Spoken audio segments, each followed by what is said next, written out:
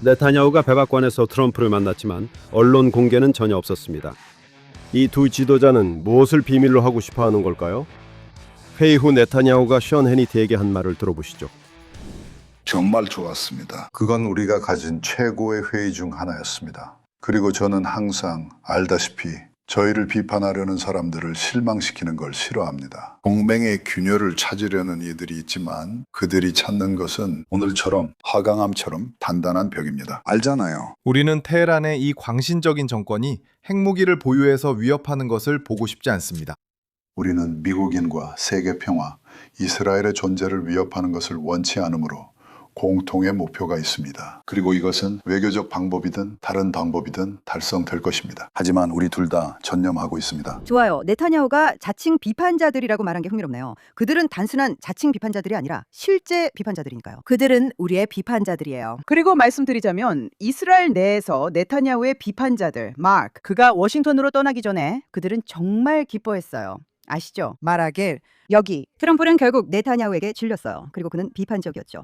왜냐하면 트럼프가 뭐라고 했거든요. 아시다시피 트럼프는 트럼프니까요. 그래서 그는 이런 식으로 말했어요. 나는 네타냐후가 피캑스 마운틴에 어떤 물질이 있는지 말해줄 필요 없어. 뭐 이런 식이었어요. 그리고 이른바 비비만 아니면 된다는 사람들은 모두 그 말에 달려들어서 하하하 웃었어요. 이제 그들이 모두 기다려왔던 균열이 생긴 거죠. 말도 안 돼요.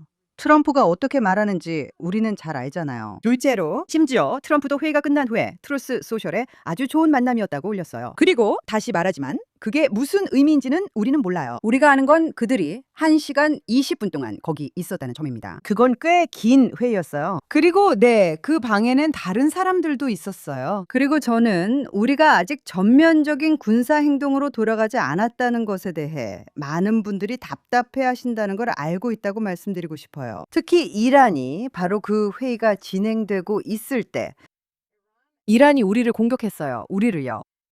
요르단에 있는 목표물들을요.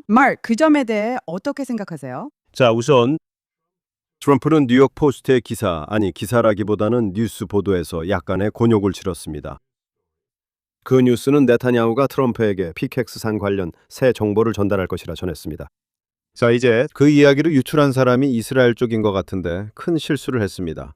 어떤 대통령도 네타냐후가 직접 말하기 전에 신문에서 먼저 알기를 원하지 않잖아요. 그렇죠? 둘째로 미국과 이스라엘 간의 협력, 정보 공유는 매우 긴밀하고 아주 가까우며 일상적으로 이루어지고 있습니다. 만약 우리가 피캑스산에 대한 정보를 가지고 있다면 그 정보는 채널을 통해 전달됩니다.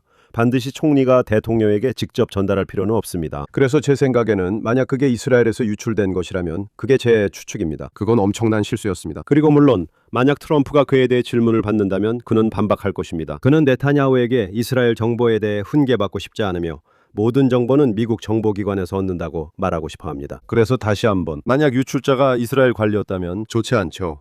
저는 그렇게 하면 안 돼요. 잘못된 행동이에요. 라고 말합니다. 당신은 이스라엘 정보기관이 알고 있다는 이야기를 만들고 싶겠지만 사실은 그렇게 하면 그 만남이 시작부터 좋지 않게 됩니다. 그렇게 말하긴 했지만 미국 측과 이스라엘 측 모두 그 만남에 대해 별로 말하지 않는 것 같아요. 하지만 양측 모두 그 만남을 매우 좋은 만남으로 평가하고 있습니다. 양측 모두 만남이 좋았다고 동의해 정말 좋은 만남이었다는 신호일 수 있습니다. 마지막으로 미국 목표물이 요르단에서 공격당했고 이란이 그 공격을 했다고 하셨습니다. 솔직히 말하죠. 우리는 열나흘 동안 공격이 있었고 그 후 며칠간은 조용했지만 이제 다시 공격이 시작될 것처럼 보입니다. 하지만 이 상황이 어떻게 전개되는지 지켜봐야 합니다. 하지만 이런 모든 공격 속에서도 이란은 지금까지 이스라엘을 표적으로 삼지 않기로 철저하게 결정해왔습니다. 그들은 한번 세어보죠. 머릿속으로 걸프만 지도를 떠올려 봅시다. 그들은 쿠웨이트, 바레인을 표적으로 삼았습니다. 아랍에미리트, 사우디아라비아, 카타르, 오만, 그리고 요르단. 하지만 이스라엘은 아닙니다. 그리고 왜 그들이 이스라엘을 목표로 삼지 않을까요? 갑자기 우리를 사랑하게 되었거나 헤르츠의 책을 읽고 시오니즘을 지지하거나 성경에서 유대인과 이 땅의 연관성을 발견해서일까요? 아니면 그들이 억제됐을까요? 그들이 두려워하는 걸까요? 그리고 어쩌면 그래야 할지도 모르죠. 이스라엘 정부가 구실만을 기다리고 있다는 사실을 그들이 선을 넘는 행동을 하기를 기다리고 있고 그것이 이스라엘이 과도하게 대응할 수 있는 명분이 된다는 것을요. 용서하세요, 국제인권 변호사 여러분. 네, 때로는 과도한 대응이 오히려 비례적이고 필요할 때도 있습니다. 하지만 아마도 그런 대응을 두려워해서 그들은 이 지역의 모든 나라를 공격하고 있는 것일지도 모릅니다. 하지만 이스라엘은 아닙니다. 맞아요. 그런데 저는 이슬람 공화국에 대한 공격을 이란에 대한 공격이라고 부르지도 않을 거예요.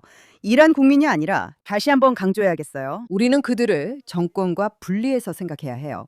그리고 참고로 정권은 다시 죄수들과 반대자들을 처형하기 시작했어요. 그러니까 있잖아요. 우리는 다시 이란 국민들에게 우리가 여러분의 고통을 알고 있다고 다시 전해야 해요. 알겠어요. 이란인들이라고 부르지 마세요. 제 말은 제 생각에는 이슬람 공화국에 대한 과도한 대응이라는 건 존재하지 않는다는 거예요. 그리고 한 말씀만 더 드리자면 저희가 이 녹음을 하는 날짜는 7월 29일입니다. 이렇게 말씀드리는 이유는 이 지역에서 상황이 너무 빠르게 변하고 있기 때문이에요. 그래서 이 방송이 올라갈 때쯤에는 그 사이에 무슨 일이 일어났을지 아무도 모르는 거죠. 그리고 저희가 알고 있는 것은 어젯밤에 사우디아라비아와 미국이 대응 차원에서 이란 표적을 공격했다는 사실입니다. 다시 말씀드리지만 제가 밤이니 낮이니 말할 때는 여러분이 어느 시간대에 있느냐에 따라 다르다는 뜻이에요. 이제 제가 말씀드리고 싶은 또 다른 점은 네타냐후 반대 진영의 주장과는 달리 그는 실제로 그가 비난받고 있는 전쟁광이 아닙니다. 마치 그가 원하는 건 오로지 공격하고 또 공격하는 것뿐인 것처럼 말이죠. 사실이 아닙니다. 그는 숀 해니티에게도 이렇게 말했죠. 어떤 방식이든 상관없어요. 협상이든 아니면 잘 모르겠지만 그가 의미하는 것은 그 정권을 전복시키고 그들을 몰아내며 핵무기를 제거하고 이란이 운영되는 방식을 완전히 바꾸는 어떤 방법이든 그에게는 괜찮다는 거예요.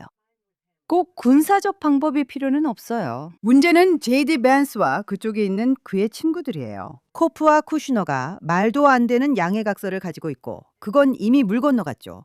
그리고 이슬람 공화국이 말하길 그래 우리는 협상하고 싶어. 물론 우리는 절대 아무것도 포기하지 않을 거야. 그래서 그런 수작이 벌어지고 있는 거죠. 그리고 우리는 네타냐후가 그걸 믿지 않는다는 걸 알아요. 하지만 그는 트럼프 행정부와 관련된 사람들에 대해 이야기할 때 매우 외교적으로 말하죠. 네타냐후는 그런 비난을 받지만 제 생각에 전 세계 많은 사람들이 그를 즉흥적으로 행동하고 적들이 뭔가 하기 전에 먼저 제거하는 사람으로 보고 있다고 생각해요. 서부 영화의 비유를 쓰자면 그렇죠? 그는 먼저 총을 쏘고 나중에 질문하는 스타일이에요. 그건 사실이 아니에요. 그리고 네타냐후의 비판자들조차도 그것을 인정합니다. 예루살렘 포스트에서 함께 일했던 안셸 테파라는 분이 있습니다. 그는 네타냐후 전기를 썼으며 네타냐후를 매우 비판적으로 보고 좋은 평을 거의 하지 않습니다. 하지만 그는 책에서 네타냐후가 군사력을 사용하는 데 있어서 매우 신중하다고 말합니다. 아마도 그 자신이 전투에 참여해서 주변 사람들이 죽는 것을 봤기 때문일 수도 있고 아마도 그의 형이 전투에서 죽었기 때문일 수도 있습니다. 그는 우리 젊은 군인들의 생명을 위험에 빠뜨리는 것에 대해 매우 신중합니다. 매우 신중합니다. 그리고 여러 면에서 그가 마치 팔레스타인 아기들을 아침 식사로 먹는다는 식의 평판이 있지만 그 평판이 이스라엘 억지력에 잘 작용합니다. 그리고 우리의 적들이 우리를 공격하는 것을 두려워하는 것을 좋은 일입니다. 방금 전에 말했듯이 오늘날 이란이 이스라엘을 공격하지 않는 유일한 이유는 그들이 우리의 대응을 두려워하기 때문입니다. 그건 좋은 일입니다. 하지만 역사적으로 베냐민 네타냐후를 실제로 살펴보면 그는 이스라엘 방위군으로 활용하는 데 있어서 매우 신중했습니다. 그렇죠. 그는 즉흥적이지 않고 오히려 신중한 사람입니다. 그리고 우리는 그의 과거 행적을 보면 그것을 알 수 있습니다. 하지만 당신이 언급한 양해각서 MOU라는 더 큰 문제에 대해 말씀드리자면 그리고 부통령에 대해 말씀하셨고 다른 대통령 고문들에 대해서도 언급하셨죠.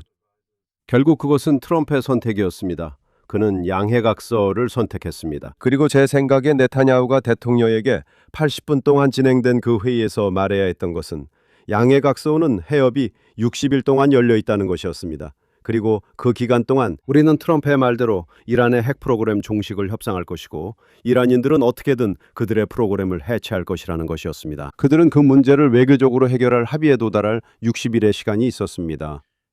실제로 아무도 핵 프로그램을 언급하지 않고 있습니다.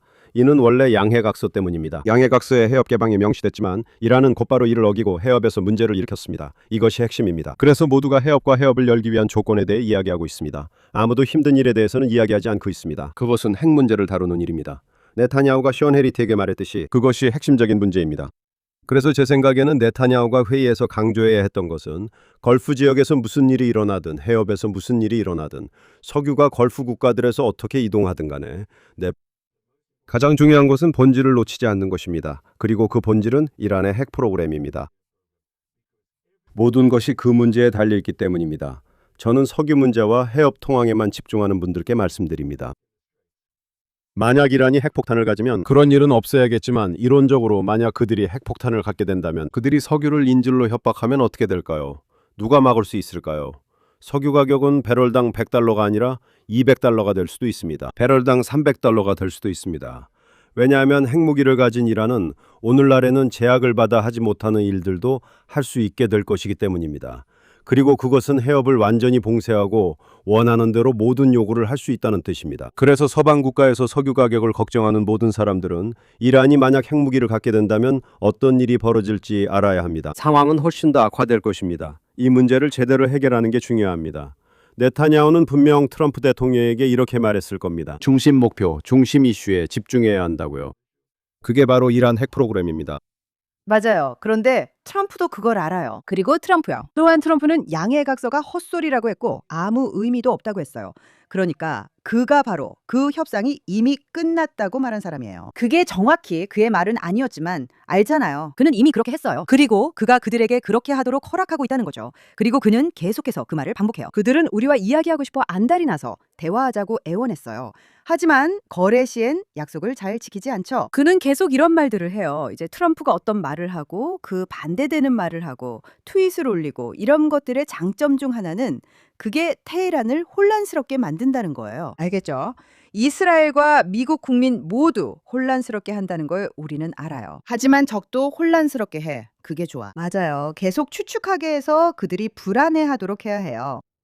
그리고 그들이 그렇게 생각할 때마다 트럼프는 사실 약해요. 그리고 그들은 공격을 시작해요. 그리고 그들은 걸프 국가들을 약하다고 여기는 것 같아요. 왜냐하면 그들은 계속 그들, 즉 이슬람 혁명 수비대가 그들을 계속 표적으로 삼기 때문이에요. 걸프만 국가들을요. 하지만 그들은 계속 그렇게 하며 트럼프를 시험하고 있어요. 트럼프가 매번 좋아, 다시 협상하자 라고 말할 때마다 저는 공화당원들, 반전 공화당원이 아니라 트럼프를 지지하고 전쟁을 찬송했던 공화당원들이 매우 좌절하고 있다는 걸 알게 됐어요. 이런 모습을 소셜미디어 곳곳에서 볼 수 있어요. 사람들이 그가 도대체 뭘 하고 있는 거지? 왜 일을 끝내지 않는 거지? 왜 일을 끝내지 않는 거야? 라고 말하고 있어요. 이제 이게 모두 전략적인 것이었는지 아니면 그냥 트럼프가 말만 한 것인지 우리는 정확히 알 수 없을 거예요. 우리가 나중에 이 일을 되돌아보며 이야기할 때까지는 알 수 없을 거예요. 하지만 우리가 확실히 아는 한 가지가 있어요. 그리고 여기서 이스라엘 좌파에 대해 한마디 해야겠어요. 알겠죠? 유출이 있고 어쩌면 이스라엘 쪽 누군가일 수 있다고들 말할 때 누군가 뉴욕포스트나 뉴욕타임스 등의 정보를 유출할 수도 있잖아요. 여기에는 로넨 베르그만 같은 이스라엘의 이란 전문가들이 있다는 점도 있습니다. 이스라엘 언론에 기고하는 분이죠. 그리고 그는 뉴욕타임스에도 기고합니다. 바라크 라비드도 마찬가지입니다. 그는 악시오스 소속이죠. 그는 예디웃, 아흐로나트와 채널 12에도 소속돼 있습니다. 그리고 이 두 사람은 이란과 미국, 이스라엘 관계에 관한 최고의 전문가들인데 네타냐후를 정말 싫어합니다. 그리고 참고로 트럼프도 별로 좋아하지 않습니다. 하지만 그들은 이렇게 말하는 걸 좋아합니다. 우리는 이 소식통이 이렇게 말했다. 저 소식통이 저렇게 말했다고 알고 있습니다. 익명 소식통이 있을 때는 항상 조심해야 해요. 알겠죠? 그건 당신이 반박할 방법이 없음을 보여주기 때문이에요. 그래서 저는 이런 유출이나 그런 것들을 항상 쉽게 믿지 않으려고 해요. 그리고 때로는 이런 유출이 일부러 적을 속이기 위해 이루어지는 경우도 있거든요. 과거의 PP 작전 같은 것에서 우리가 봤던 것처럼요. 마지막으로 한 가지만 더 말씀드릴게요. 이건 린지 그레엄의 장례식이었어요. 네타냐후가 션 해니티와 했던 이 인터뷰는 사실 그가 장례식장에서 바로 스튜디오로 와서 진행한 인터뷰였어요. 그리고 지난주에 들었던 한 가지는 녹음이 있었다는 거예요. 또한 린지 그레엄이 자신의 사무실에서 스피커폰으로 네타냐후 총리와 통화하는 영상도 있었어요. 작년, 그러니까 몇 달 전쯤이었죠. 통화는 스피커폰으로 진행돼 네타냐후의 목소리는 들렸고 린지 그레엄의 모습은 보였어요. 그리고 린지 그레엄이 말했어요. 조금 있다가 트럼프와 얘기할 건데 그가 당신과 함께하도록 설득하고 싶어요. 당신의 공군 레바논에 있는 헤즈볼라를 공격하는 데 있어서요. 그리고 네타냐후가 그에게 말했어요. 그거 참 흥미로운 제안이네요. 하지만 저는 사양하고 싶어요. 이란 문제부터 먼저 해결해야 해요. 한 번에 하나씩 처리합시다. 헤즈볼라, 지금은 아니에요. 우리는 지금 이 순간에 미 육군과 공군 그리고 이스라엘 공군을 레바논에 끌어들이는 것을 원하지 않아요. 그게 바로 그의 신중함을 보여주는 대목이에요. 민지 그레이엄이 말했습니다. 하자고요. 시작하자고요. 그리고 린주 씨가 말했어요. 흥미로운 말씀을 하시네요. 그들은 친근하게 대화했어요. 하지만 그는 트럼프 씨에게 전화해 이렇게 말하려 했어요. 한번 해보라고요. 그러니까 레바논을 언급하면 분명히 이란과 핵위협이 두 정상 간의 백악관 회담에서 가장 중요한 의제가 되었을 가능성이 높다고 생각합니다. 하지만 레바논 문제도 언급됐을 수 있습니다. 지난주 레바논 대통령은 헤즈볼라와 가까운 인물이 아닙니다. 백악관에 있었습니다. 그리고 혹시 레바논 측에서 헤즈볼라 문제를 더 효과적으로 다루고 이스라엘과 레바논 간의 평화를 진전시키기 위한 어떤 움직임이 있었던 건 아닐까요? 그런 내용이 의제에 올랐을 수도 있습니다. 최근 시리아 문제에 대한 논의가 늘고 있습니다. 저는 시리아와의 평화협정은 어렵다고 보지만 안보협정 같은 합의는 가능하지 않을까요?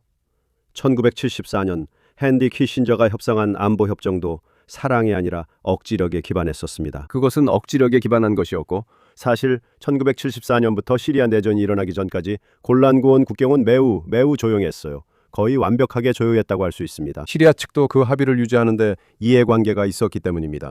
새 시리아 지도자와도 그런 안보 합의가 가능할까요? 그리고 세 번째로 사우디아라비아가 미국과의 핵 합의 문제로 다시 뉴스에 오르고 있습니다. 트럼프는 정상화가 있어야만 핵 합의가 가능하다고 분명히 밝혔습니다. 그래서 사람들이 다시 정상화에 대해 이야기하고 있습니다. 정상화. 이스라엘과의 물론 정상화다. 이스라엘과 그 점을 분명히 함께입니다. 하세요. 이스라엘과 사우디아라비아 간의 정상화, 그리고 대통령이 바라는 아브라함 협정의 확대입니다. 그리고 그 문제도 논의됐을 가능성이 있나요? 제 말은 그 회의장에 몰래 들어가서 듣고 싶을 정도였어요. 왜냐하면 네타냐후가 이스라엘에서 워싱턴으로 출발할 때 이란에 대해 이야기했지만 평화의 범위를 확장할 기회에 대해서도 언급했거든요. 그리고 보통 네타냐후가 무언가를 말할 때는 아시다시피 뭔가 근거가 있기 때문이죠. 굳이 그 말을 할 필요는 없었죠. 그는 우리는 이스라엘을 방어하고 이란이 핵폭탄을 갖지 못하게 할 것이다 라고만 말할 수도 있었으나 그 말을 덧붙였습니다. 그래서 저는 레바논, 시리아, 사우디 전선 중 한 곳에서 네타냐후와 트럼프가 평화를 위한 돌파구가 될 무언가를 준비하고 있다고 생각하게 됩니다. 결국 이 세 사람 중 일부 또는 전원과 합의에 이를 수 있다면 그것은 여러 면에서 극단주의 세력, 즉 하마스, 헤즈볼라, 혁명수비대, 그리고 이란 지도부에 대한 정치적 승리라고 할 수 있습니다. 네, 그들은 평화와 협력에 모두 반대합니다. 우리가 미국 도움으로 더 많은 아랍 국가와 합의하면 그것이야말로 진정한 승리입니다. 알겠어요. 하지만 세계대전 중에 평화라는 단어에 대해 제가 느끼는 감정 아시잖아요. 저는 항상 이렇게 말해왔어요. 또한 당신이 이 부분을 다르게 생각하는 것도 알아요. 저는 평화라는 말을 들으면 이렇게 말합니다. 피하세요. 알겠죠? 그래서 저는 그걸 별로 좋아하지 않아요. 네, 좋은 협력, 합의는 있어요. 네, 때로는 평화도 있죠. 알겠죠? 하지만 지금 사우디아라비아가 가졌던 가장 큰 문제 중 하나는 알다시피 사우디아라비아가 아브라함 협정에 가입하지 않는 이유는 이란에 맞서는 축이라는 점 외에도 이 협정에 장점이 있었기 때문이에요. 이스라엘과의 훌륭한 협력도 있습니다. 그 협정의 가장 큰 장점 중 하나는 우리가 모두 처음으로 팔레스타인 국가가 이 지역에서 아랍과 이스라엘 간의 평화로 가는 길이 아니라는 것을 증명할 수 있었다는 점이었어요. 그건 좌파의 큰 거짓말이었어요. 평화는 없어요. 평화는 팔레스타인 사람들에게 달려 있습니다. 좋아요. 이제 바이든 행정부가 첫 번째 트럼프 행정부 이후에 집권했을 때 바이든 행정부는 네게브 정상회의 등에서 팔레스타인 대표들을 회의에 초청함으로써 아브라함 협정을 무너뜨리려고 했어요. 정말 역겨웠어요. 지금도 사우디아라비아는 여전히 그 입장을 고수하고 있어요. 사실 사우디가 팔레스타인에 대해 크게 신경 쓰는 건 아니지만요. 그들은 신경 쓰지 않아요. 어느 아랍 국가도 그들을 신경 쓰지 않고 이제 우리는 그 사실을 확실히 알게 됐어요. 가자 전쟁 동안 단 한 나라조차도 여성과 아이들을 받아들이는데 동의하지 않았으니까요. 알겠어요. 그러니 그들이 팔레스타인 국가에 신경 쓴다는 말은 하지 마세요. 그들은 신경 쓰지 않아요. 하지만 그게 서구권의 사고방식에 호소하는 그들의 수단이에요. 아무튼 정말 인상적이었던 것 중 하나는 도널드 트럼프가 사우디와 거래를 하겠다고 말했을 때였어요. 이스라엘 사람들이 긴장했고 그는 이렇게 말했어요. 잠깐. 하지만 그들은 반드시 해야 해요. 그들이 아브라함 협정 가입을 조건으로 해서 저희도 동의했어요. 그리고 이제 터키 이야기로 넘어가죠. 그는 터키에 F-35를 판매할 거라고 말했어요. 그리고 터키는 이스라엘의 철천지 원수예요. 그리고 트럼프는 계속 말하죠. 에르도안은 내 친구야. 터키는 내 동맹국이야. 그래서 우리는 불안해졌어요. 왜냐하면 그 비행기들은 탐지할 수 없거든요. 그리고 적의 발사를 탐지하는데 도움을 주죠. 그리고 그건 이스라엘에 매우 위험한 일이에요. 하지만 그때 트럼프가 다시 말했어요. 아니요. 그는 그들이 아직 미국의 요구 조건을 충족하지 못해서 그 비행기들을 받을 수 없다고 말했어요. 그러나 그는 방금 이 회의 직전에 이렇게 말했습니다. 죄송하지만 터키가 이스라엘을 좋아하지 않는 건 알지만 그들은 제 친구입니다. 그래서 우리는 무슨 일이 일어나고 있는지 모르지만 한 가지는 알아요. 당신이 말하는 평화, 이른바 평화의 원 말인데 잠깐만요. 평화의 원은 전쟁에서 이긴 후에 얘기합시다. 알겠어요? 그게 제 생각이에요. 그래서 당신이 말한 모든 것에 꼭 반대하는 건 아니에요. 저는 전쟁의 승리가 평화 확대의 핵심이라고 생각합니다. 헤즈볼라가 레바논에서 개멸적인 타격을 입었기 때문에야말로 레바논이 이스라엘과 평화협정을 맺을 수 있기 때문입니다. 헤즈볼라가 그 나라를 지배할 때는 불가능합니다. 평화를 이룰 수 없었습니다. 시리아도 마찬가지입니다.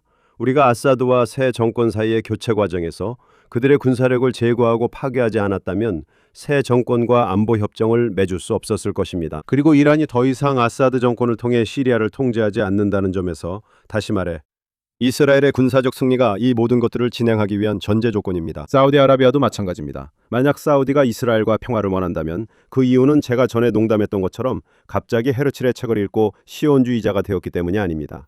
사우디가 성경을 읽고 유대인들이 이 땅에 속한다고 생각했기 때문도 아닙니다. 그 이유는 사우디가 이스라엘을 동맹으로 삼는 것이 전략적으로 이익이 되기 때문입니다. 이스라엘이 강하기 때문입니다. 아무도 약한 동맹국을 원하지 않습니다. 그래서 저는 물론 군사적 승리가 우리가 이루고자 하는 일들의 전제 조건이라고 믿습니다. 하지만 어쩌면 우리가 군사적으로 전쟁에서 이기고 있기 때문에 그것이 이미 앞으로 현실화될 가능성을 만들어냈습니다. 하지만 당신이 아주 정확하게 말씀하셨듯이 아랍 국가들은 제 말입니다. 당신 말이 아니라 팔레스타인 문제에 대해 말로만 지지할 뿐 실제로 팔레스타인 사람들을 돕고 싶어하지 않는다고 하셨죠. 그리고 심지어 아주 솔직하게 말씀하셨습니다. 당신이 말씀했듯 그들은 가자지구 출신 팔레스타인 여성과 아이들을 대규모로 받아들이지 않았다고요. 대규모로? 아니요, 그들은 아예 몇몇 받아들이지 사람들은 않았어요. 받아들였어요. 병원 치료를 위해서요. 그리고 지금은 저희도 이런 그랬어요. 것들이요. 그리고 그들이 병원에서 퇴원했을 때 그들은 다시 가자지구로 돌아와야 했죠, 맞죠? 아랍 세계는 팔레스타인인들과 문제가 있었고 요르단은 많은 팔레스타인인들을 받아들였지만 그들은 왕에게 들고 일어나 나라를 무너뜨리려 했습니다. 쿠웨이트도 팔레스타인인들을 받아들였으며 쿠웨이트가 사담 후세인에게 침공당했을 때 그게 언제였죠? 지난 세기였죠? 아니, 이번 세기, 아니 지난 세기였어요. 그러자 모든 팔레스타인인들이 사담 후세인에게 충성하고 쿠웨이트 정부에 반대하게 됐습니다. 걸프 지역 사람들은 팔레스타인인들에게 분노했고 레바논에서도 마찬가지였습니다. 레바논 내전은 1970년대에 팔레스타인 영향력 때문에 시작됐습니다. 그러니 제게 묻는다면 아랍 정부들이 팔레스타인인 수용을 두려워하고 걱정하느냐고요. 당연히 그렇습니다. 이미 많은 경험이 있었으니까요. 요르단이나 쿠웨이트인들에게 물어보세요. 레바논인들에게도 물어보세요. 심지어 이집트인들에게도 물어보세요. 그들은 가자지구 사람들을 보면 하마스를 떠올립니다. 하마스는 무슬림 형제단과 비슷하거든요. 그 사람들이 이집트 장악하려던 테러리스트 맞죠? 그래서 아랍 세계에서는 여러 면에서 그들이 말로만 하고 행동으로 옮기지 않으려는 것도 이해 못할 일은 아니에요. 하지만 제가 말씀하신 다른 부분과 연결해서 말씀드리자면 아브라함 협정의 가장 큰 장점은 아랍 국가들과 평화를 맺는 데 있어서 팔레스타인 측의 거부권을 없앴다는 것입니다. 그리고 그것이 결정적인 일이었죠. 하지만 저는 중동의 평화를 믿는 모든 분들께 말씀드리고 싶은데 지금은 불가능할지 몰라도 언젠가는 가능할 수도 있다고 생각합니다. 이스라엘이 점점 더 많은 아랍 국가들과 무슬림 국가들과 평화를 맺는다면 그리고 그것이 역사의 흐름처럼 보인다면 우리는 그 시기를 확신할 수 없습니다. 얼마나 빨리 일어날지도 확실히 알 수 없습니다. 현재 우리가 평화협정을 맺은 아랍 국가는 대여섯 개 정도 되지 않나요? 곧 그 숫자가 12개가 될까요? 그럴 수 있을까요? 그게 18개가 될 수도 있고 숫자는 계속 늘어날 거예요. 그리고 팔레스타인 사람들을 위해 가슴 아파하는 모든 분들에게 말씀드리고 싶습니다.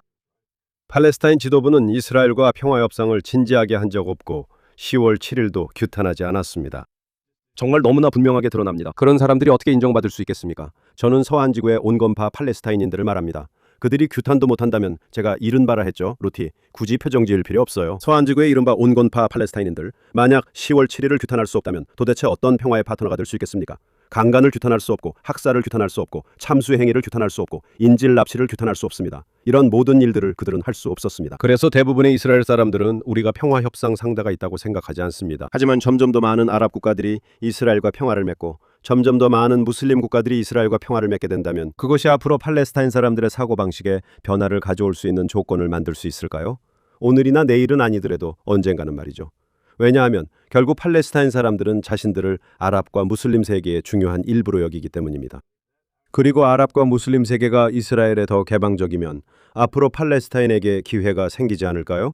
또한 그들의 역사적인 증오와 적대감, 그리고 이스라엘과의 진지한 타협을 결코 하지 않으려는 태도를 재정의하고 다시 생각해 볼 수 있는 계기가 될 수 있지 않을까요? 글쎄요. 뭐든 일어날 수 있죠. 알겠어요. 그건 제가 죽은 뒤의 일이지만요. 원한다면 당신이 시도해 볼 수도 있겠죠. 위자보드를 사용해서 저한테 알려주세요. 만약 그런 일이 정말 일어난다면요. 제 평생엔 그런 일이 없을 것 같아요. 그리고 당신이 평화가 점점 더 늘고 있다고 말할 때마다 저는 항상 의심스러워요. 왜 그런지, 왜 제가 그걸 의심하는 걸까요? 좋은 일이 있다는 것에 대해서는 의심하지 않아요. 예를 들어 안전한 동맹이 있다는 것에 대해서는요. 하지만 레바논을 예로 들면 레바논 대통령은 이스라엘과 레바논이 헤즈볼라를 레바논에서 축출하기로 합의했음에도 불구하고 그리고 그로 인해 헤즈볼라는 그 나라를 파괴했습니다. 그리고 미셸 아운 대통령은 베냐민 네타냐후 총리와 전화 통화조차 하기를 거부합니다. 알겠어요. 그리고 더 이상 아무도 저에게 이렇게 말하지 않았으면 해요.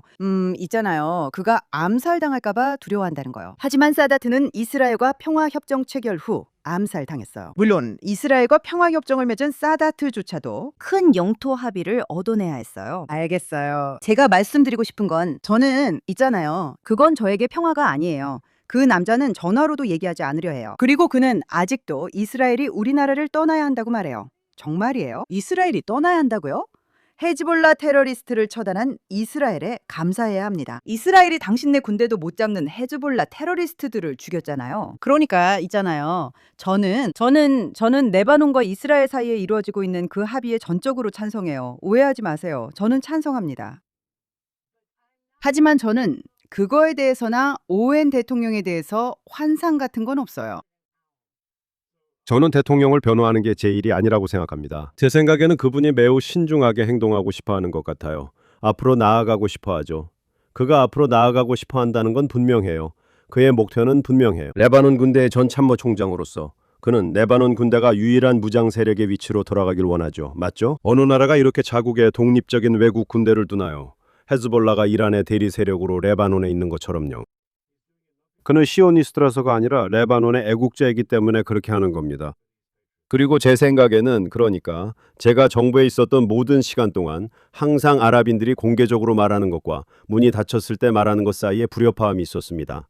저는 기억합니다. 그러니까 제가 있을 때 아랍 지도자들이 미국 대통령, 영국 총리, 프랑스 대통령과 회담 후 인터뷰하는 모습을 자주 봤습니다. 그리고 그들은 팔레스타인 문제에 대해 이야기하고 있다고 말합니다. 하지만 실제로 문이 닫히면 그 문제는 한 번 언급하고 이란이나 다른 이슈에 집중하곤 했습니다. 네, 그래서 우리는 불행히도 그게 이 게임의 규칙이라는 것을 받아들여야 합니다. 공개 메시지와 실제로 문이 닫히고 카메라가 꺼지면 사람들이 말하는 내용에는 큰 차이가 있습니다. 하지만 이제 저희 팟캐스트가 끝나가고 있습니다. 알겠어요. 잠깐만요. 저는 그냥 반대로는 방금 말씀하신 비공개 자리에서는 말이 달라진다는 겁니다. 네. 아랍인들, 특히 팔레스타인 사람들과 모든 아랍인들에게서 우리가 본 것은 영어로 서방과 이야기할 때는 한 가지를 말하고 아랍어로는 그들은 진심으로 말합니다. 이건 단순한 문제가 아니며 반대의 경우도 그래요, 마크. 이제 끝나가지만 이 방송을 마치기 전에 꼭 언급할 게 있습니다. 보이 조지에게 큰 찬사를 보내고 싶어요. 그가 어제나 그저께 발표한 놀라운 노래 때문이에요. 10월 7일 과노바 페스티벌 그리고 하마스 학살에 관한 노래예요. 그리고 왜 우리가 그에게 찬사를 보내야 하는지 아시나요? 그는 예술가이자 공연 예술가라서요. 그리고 모든 사람들이 업계에 있는 그의 친구들 모두가 늘 그렇듯이 그를 반대하고 나섰어요. 모든 반유대주의자들이 숨어 있다가 나왔어요. 그리고 저는 그 노래의 가사 중 일부를 여러분께 읽어드리고 왜 이스라엘 사람들이 환호하는지 말씀드리고 싶어요. 그리고 사실 우리가 환호해야 한다는 게 안타까워요. 알겠죠? 그가 말하는 건 너무나 당연한 거예요. 참고로 그는 유대인이 아니라 영국인이며 아일랜드계 가톨릭 배경을 갖고 있어요. 이 곡이 그의 작품입니다. 제목은 We Will Dance Again입니다. 노바 뮤직 페스티벌을 언급하는 거예요.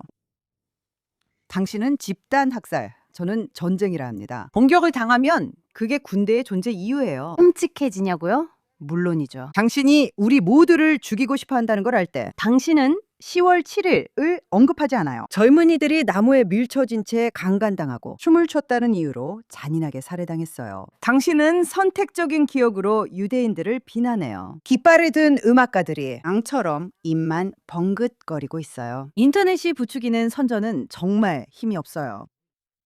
제 말을 믿으세요. 우리는 다시 춤추고 전쟁은 없을 거예요. 만약 혼란스럽다면 저는 유대인들과 함께 하겠습니다. 저는 용감하다고 느끼지 않아요. 저는 그냥 인간답게 행동해야 할 뿐이에요. 그리고 그는 히브리어로 마무리합니다. 참고로 발음도 꽤 좋아요. 그는 이렇게 끝을 맺어요. 그들이 당신을 죽이러 올 때 그건 전쟁을 의미해요. 그리고 당신이 집단 학살이라고 말할 때 저는 그들이 우리를 죽이러 올 때 전쟁이라고 말해요. 다시 한번 말씀드리고 싶어요. 우리는 당신을 사랑해요. 보이 조지. 정말 감사합니다. 제가 추가하고 싶은데요. 네, 불행하게도. 진보적인 예술계에서는 이스라엘은 쓰레기처럼 여겨집니다. 이스라엘은 악이라고 생각하죠. 그리고 그런 신화들 아시다시피 나치가 문화 속 유대인에 대해 이야기했던 것과 같습니다. 그리고 여기서는 아시다시피 친이스라엘적인 사람들은 금지당하고 보이콧을 당합니다. 그들에게 상처가 됩니다. 그들의 공연에 지장을 줍니다. 예전에 예술가들은 이스라엘에서 공연하고 싶어 했지만 갑자기 매우 공격적인 캠페인 때문에 공연을 취소해야 했습니다. 이스라엘에 출연하면 이런 일이 벌어졌기 때문이죠. BOA 조지는 옳은 일을 하고 있어요. 안타깝죠. 그와 같은 사람이 너무 적다는 게. 하지만 어쩌면 이스라엘 반대, 반유대주의, 반시온주의라는 거센 바람이나 허리케인에 맞서기 위해서는 그건 용기와 헌신 그리고 도덕적 용기가 필요하죠. 그리고 그건 보이 조지가 가지고 있는 겁니다. 히브리어로 말하자면 콜 하카보드입니다. 잘했어요, 보이 조지. 아멘. 저희는 다음 주에 다시 오겠습니다. 기대하고 있을게, 루시.